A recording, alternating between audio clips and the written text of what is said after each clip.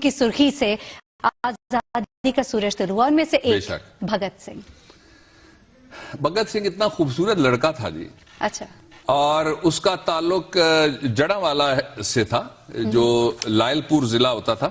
लायलपुर के अंदर आप जिसको हम फैसलाबाद कहते हैं, ये जड़ावाला के पास है जी। अब वहां जो एक नया चक नंबर है, उसके अंदर उसका घर आ गया है।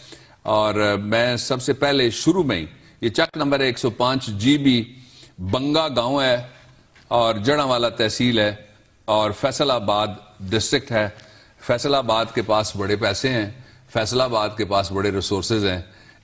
एक यादगार बना दो हुकूमत पंजाब भगत सिंह की। भगत सिंह का एक कर्ज है, और मैं आपको बताना चाहता हूं, मैंने जो बात कही कि जब भगत सिंह शुरू से ही ना, भगत सिंह की उम्र थी 12 साल, तो ये चला गया उस वक्त जलियांवाला बाग में जो मैसेकर हुआ था, जिसके अंदर हिंदुस्तानी मारे गए, जिनमें मुसलमान भी शामिल थे, ज्यादातर सिख थे, हिंदू भी शामिल थे और क्रिश्चियंस भी शामिल थे।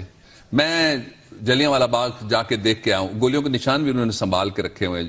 अमृतसर में जलियांवाला बाग, ये वहां चला गया। फिर जब इसकी उम्र 14 साल हुई तो ननकाना साहब जी, जो पाकिस्तान के अंदर जिसको जन्म स्थान कहते हैं बाबा गुरु नानक का, वहां पे एक अंग्रेजों ने ऑपरेशन के जरिए से बेशुमार लोगों को मार दिया जो गुरुद्वारे में वहां पे आए हुए थे, और 7 बाजारों में भी लोगों का कत्लेआम किया। 14 साल की उम्र में पहला एहतजाजी मुजाहरा इसने किया। अच्छा, और ये है कि ये अपनी उम्र की इब्तदाई बहारों में ही आजादी का एक मतवाला बना। इसने फिर मई 1927 में इसकी पहली गिरफ्तारी हुई, और इसको 7:30 बजे 23 मार्च को जो फांसी की डेट रखी गई थी, उससे एक दिन पहले इसको 7:30 बजे, उस वक्त सुबह के टाइम फांसी होती थी, ये 7:30 PM पे इसको भगत सिंह को फांसी पे लटका दिया। यस, ताकि बगावत न सर उठाए। अच्छा, अब उस वो कितना बड़ा आजादी का मुजाहिद था, आप इस बात से अंदाजा लगाइए कि जिससे महात्मा गांधी चिढ़ता था वो कोई शय होगी ना,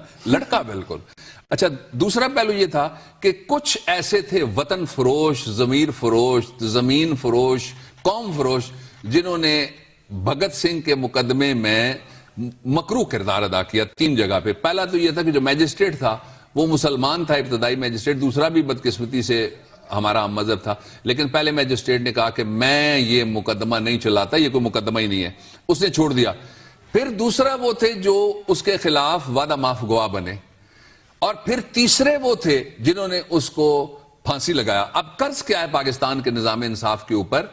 भगत सिंह का कर्ज यह है कि भगत सिंह का एक राइट ऑफ अपील फोरफीट किया गया था।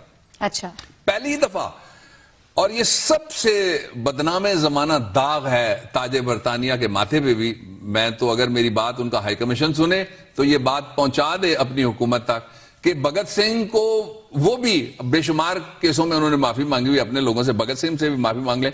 और मैं समझता हूं भगत सिंह के मुकदमे का रीट्रायल करके उसको बाइज्जत बरी किया जाना चाहिए। वो बैरूनी हमला आवर और काबिज फौज के खिलाफ उसने और हुकूमत के खिलाफ उसने जिद्दोजहद की थी। और जो आखिरी बात मैं कहना चाहता हूं जी, 23 मार्च के हवाले से कि कल परेड होगी, पूरी कौम